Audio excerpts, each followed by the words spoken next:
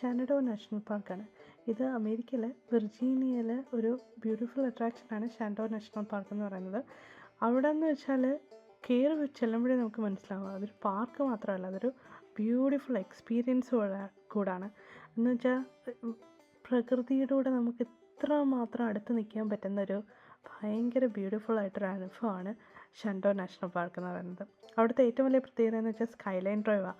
Skyline drive എന്ന് വെച്ചാൽ ഒരു റോഡിലൂടെ നമുക്ക് ഈ ബ്യൂട്ടിഫുള്ളായിട്ടുള്ള കാഴ്ചകളൊക്കെ കണ്ടു പോകാം.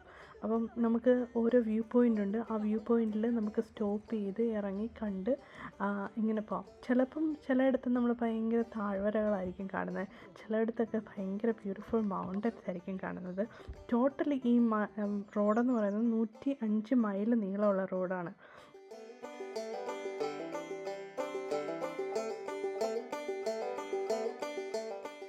ഓരോ വ്യൂ പോയിൻറ്റിലും അവിടെ എഴുതി വെച്ചിട്ടുണ്ട് ഏതൊക്കെ വൈൽഡ് അനിമൽസ് ആ ഏരിയയിൽ കാണാൻ പറ്റും. Most of the wild animals ആ മലകളിലൊക്കെ കാണുമെന്ന് നമുക്ക് ഉറപ്പായിട്ടും തോന്നും.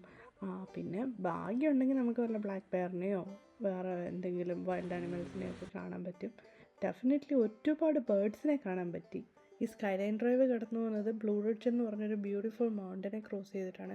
കാറിലിരുന്ന് പോകുമ്പോൾ ഒരു രക്ഷയില്ലാത്ത വ്യൂ പോയിൻ്റ്. ഓരോ വ്യൂ പോയിൻറ്റിൽ ഇറങ്ങി നമ്മൾ വീണ്ടും പിക്ചർ എടുക്കുക എന്നാണല്ലോ നമ്മുടെ ലൈഫിൻ്റെ ഒരു മെയിൻ ഉദ്ദേശം തന്നെ, യാത്രയുടെ മെയിൻ ഉദ്ദേശം തന്നെ. പിന്നെ എന്നാ പറയുക, എനിവേ ബ്യൂട്ടിഫുൾ ഒരു ട്രിപ്പായിരുന്നു. അപ്പോൾ അവിടേക്കുന്ന പൂവൊക്കെ കണ്ടിട്ട് പൂവാണെന്ന് പറഞ്ഞപ്പോൾ എൻ്റെ മമ്മി അപ്പുറത്ത് പോയി പൂവൊക്കെ വെടിച്ചെടുത്തോണ്ട് തന്നു. പിന്നെ നമ്മൾ ആ പൂ വെച്ചിട്ട് അങ്ങ് ഫോട്ടോ എടുപ്പായിരുന്നു.